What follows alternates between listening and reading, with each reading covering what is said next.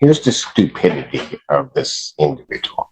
You can think it's a game. It's a game with me that you will never win. Ms. Fong-Fachan understands that that story is not feasible. That when you inspect the claim that was made at her... I don't understand your stupidity. Don't get to just have your way because you want to have your way. I do not like sending people to jail. This defendant may be one of the most arrogant people to ever walk into a courtroom. While sitting in jail, she actually called into a podcast just to joke about the charges against her. Now she's back before the same judge after violating her bond, lying about THC-infused cookies, and admitting she started drinking almost immediately after being released. At this point, the judge has clearly run out of patience. He makes it obvious that if she keeps treating the court like a game, the consequences are only going to get worse. What's even more frustrating is watching her smirk through the hearing as if none of it is serious. She acts like she's untouchable until reality finally catches up with her. Do you think she's genuinely remorseful?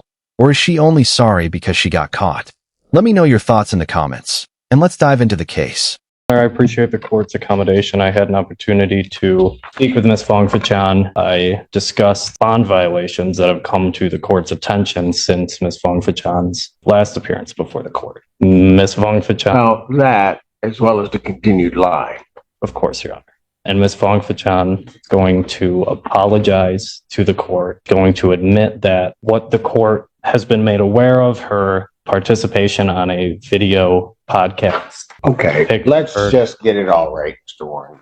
Here's the stupidity of this individual. I lock her in jail because she was lying and violating her conditions. One of her first calls from the jail is to a podcast. Am I right? That's correct, Your Honor. But then gets here and runs a ruse that she's really making the calls regarding her to choke.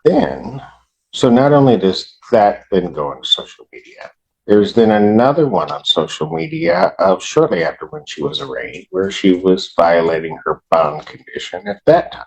I've yet to figure out why she doesn't have a medical marijuana card if that's what she wants to do. But she doesn't, and then just continues to use.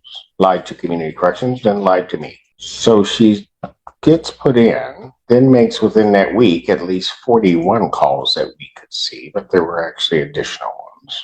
Then can't wait a day after being released and violates my order again. And Your Honor, that is my understanding of where we are today in its entirety. And Ms. Fong-Fachan admits to all of those things. She did go into custody. She placed upwards of 120 to 130 phone calls, one of which was to a podcast. And I think that demonstrates to the court that her statements that she learned her lesson in custody, it may hinder that because Ms. Fong-Fachan was laughing, joking on a podcast. Oh, yeah, she was. She thought it was all a game. Of course. And guess what? You can think it's a game. It's a game with me that you will never win. Ever. No, I don't think you do. Your Honor, that was the first week she was in custody. The following week, she lost phone privileges. She was released from custody, at which point she came before the court, apologized for what happened leading up to that. Lied to Mr. Feaster, so Mr. Feaster would lie to the court.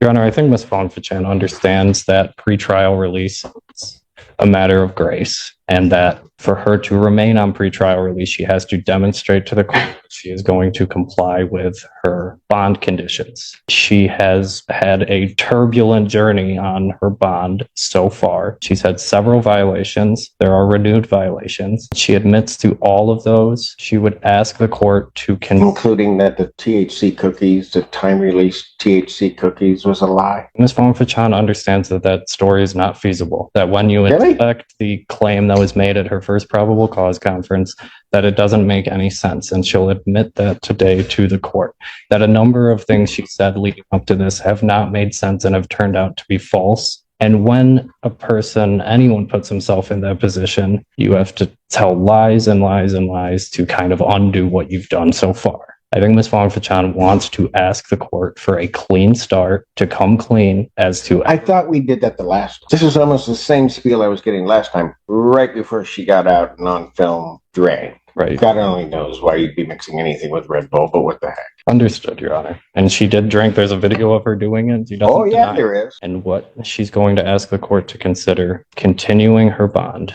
upwards modification, that she be placed on a Other to monitor alcohol use, that she submit to ETG testing to monitor her alcohol use, and that she cease using social media while this case is pending. Ms. Fongfachan is serious about resolving this matter. She's serious about taking care of her two children. Daughters Maddie and Ayana have upcoming birthdays on the 28th of March and on the 2nd of April. I know It would she be wants to do horrible that for if she's in jail on their birthday. It would, Your Honor. But it doesn't seem to me that she was really caring about them all this time anyway. No, Miss. She would have never put herself in the jeopardy that she's in right now. Of course, Your Honor. I know her children are her primary concern more than anything else, that she's asking the court in a final act of grace to permit her to remain out of custody, continue her bond with those minors. And Ms. Fongfachan can address the court and come clean about any violations of bond leading up to today. Go ahead. What does she want to tell me? Mr. Allen. I just wanted to apologize for starting off with a bad start with you. I hope that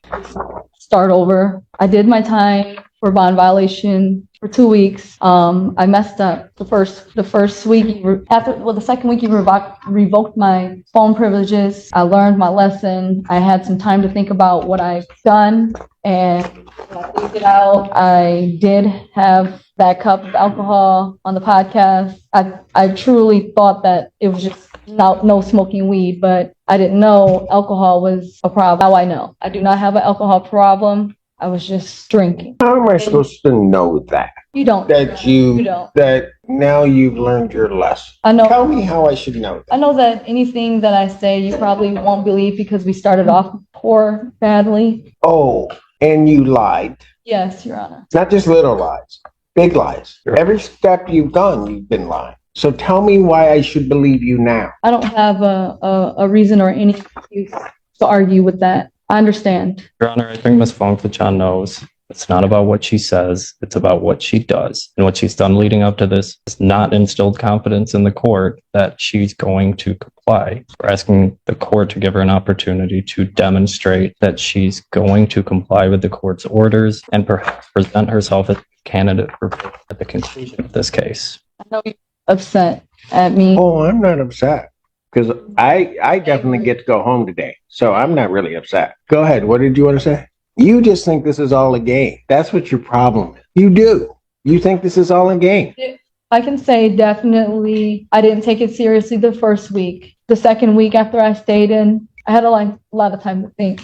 About what? About, my actions before, during, now, after the fact, even having a drink. And I guess if you want to put me back in jail, I deserve it. Yeah, you do. You have a CPL? Yes. How bad do you want to make this guy? Because if you want to take this thing and make it the worst experience you ever had in your life, I'll be more than happy to indulge you. I don't. So whose rules are we going to play by? Yours, Your Honor. Absolutely. Problem is, I don't know that you know how to do the right thing. I think somebody that lies as much as you do about everything, it seems, and just kind of does what you want to do. You've probably been doing this your whole life, and that's why you can't change. May I have the opportunity to say a couple of things? Oh, absolutely. I'm sorry, Ms. Hughes. I appreciate it, Your Honor. Your Honor said something very interesting. You've probably always been this way, so that's why it's so hard to change. This behavior is exactly what this case is about. She's charged with R&O. She's charged with malicious destruction of a building. She went to her ex-boyfriend's business and kicked his front door of his business. The police arrived and she immediately started lying to the police.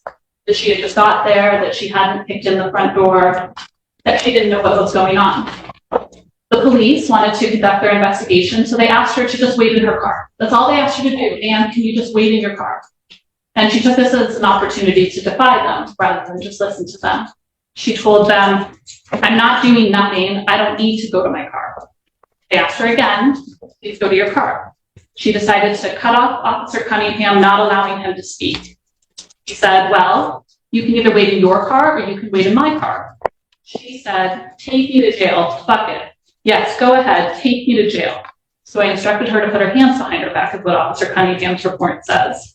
She then began to verbally and physically defy Officer Cunningham to the point that Officer Baldwin, another Ann Arbor officer, had to get involved. When Officer Baldwin approached, the defendant turned to Officer Baldwin and pulled her left hand away and said, "Don't make me swing on you," to a police officer. So yes, this is what she does. She lies and she wants to play by her own rules.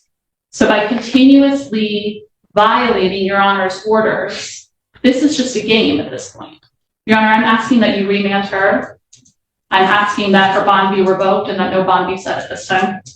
Mr. Warren Green. Thank you, Your Honor. Ms. Fong Fachan, as the court knows, is a mother. She was previously employed at the University of Michigan, stocking shelves. She lost that job when she was remanded to custody, and I know that she is seeking reemployment. Ms. Fong Fachan fully understands that the consequences of her actions. Does she, though? Does she? I mean, I don't know anything about what was necessarily alleged in the case other than the charge, right? And then to hear that recitation of what this case is about and then look at this defendant's behavior, does she really? And I don't know why these kids keep coming up as some shield, because it appears to me everything she's doing has nothing to do with them. She's just running her world. Go ahead. I'm sorry, I interrupted. Your Honor, Ms. Fong Fachan has faithfully attended all of her court hearings. I believe that with added conditions of alcohol monitoring, that the court's concerns about her drink press. I know it's difficult to address the court's concerns about Ms. Fong Fachan's dishonesty. I believe she's come before you today and been honest about her past conduct and the conduct even after she was released from custody before court today. I'm asking the court to consider continuing her bond with those added conditions. Ms. Fong Fachan will test today and tells me she will test clean. Anything else? Nothing further, Your Honor. Dr. Young, anything else? I just wanted to say sorry. I've made some mistakes that day when that happened. I didn't necessarily just kick in the door. It was more to it inside. And it just escalated. I was upset. I didn't mean to harm or disrespect Officer Cunningham. I didn't mean it for it to escalate that way. And I hope that I can apologize and make it right. I'm trying to. Since this has happened, my life is in shambles. I'm trying to figure it out. Being in jail I get to sit and think about my actions and, actually learn from them. But being in there, I can't get things done. I have to figure out getting another job, paying bills. Not that you care, but I'm trying. I'm trying to make it every court date. I quit smoking weed. If I can be placed on an alcohol tether or have to drop for urine, I ask, can you still give me another chance? And you said something very interesting. You said, I don't care. Not that I care. Just now? Yeah, that's a funny thing. Because actually about everybody that comes before this court, I care. I do. Maybe sometimes to my detriment. I do. I don't understand your stupidity. I just don't get it. And you're asking me to give you another chance. You got the first chance when you were first out. Put you in. I bring you back. And you put me in a position where I can't give you another chance. So then you're in there another week. Tell me that day, you and Mr. Feaster, you had learned everything and you were going to be able to conduct yourself by the court rules and everything else. You don't make it 24 hours. And you all think you just think that all of this is a joke. Don't get to just have your way because you want to have your way. Always. There's a bigger bully. But if you think I am going to tolerate this, wrong judge.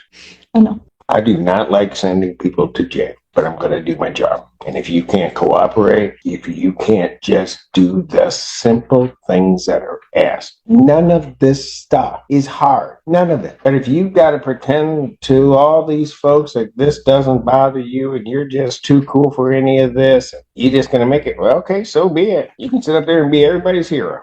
So, Mr. Warren Green, here's what I'm going to do. I'm going to adjourn her preliminary examination. I'm adjourning her preliminary examination April 23rd, 2024 at 9. That is before me. It will give you the opportunity to certainly motion before this court, this defendant's release. But for today, She's going. Defendant's bond is hereby revoked pending a motion hearing. If defendant is released from jail, she will go on an alcohol scram test. Thank you. Thank you, Your Honor. Watching this defendant realize she wasn't going home was easily the biggest reality check of the entire hearing. She pushed every limit, ignored every warning, and eventually faced a judge who refused to keep giving second chances. He offered opportunities, explained the consequences, and even considered how his decision would affect her children, but she chose to ignore it all. This case is a reminder that bond isn't a holiday or a free pass. It's an opportunity to prove you can follow the court's rules. Instead, she traded her freedom for bad decisions and a reckless attitude, and the consequences caught up with her. What do you think? Was the judge's decision fair, or should he have given her another chance? Let me know your thoughts in the comments below. Thanks so much for watching. If you enjoyed this video, don't forget to leave a like, subscribe to the channel, and turn on notifications so you never miss another courtroom breakdown.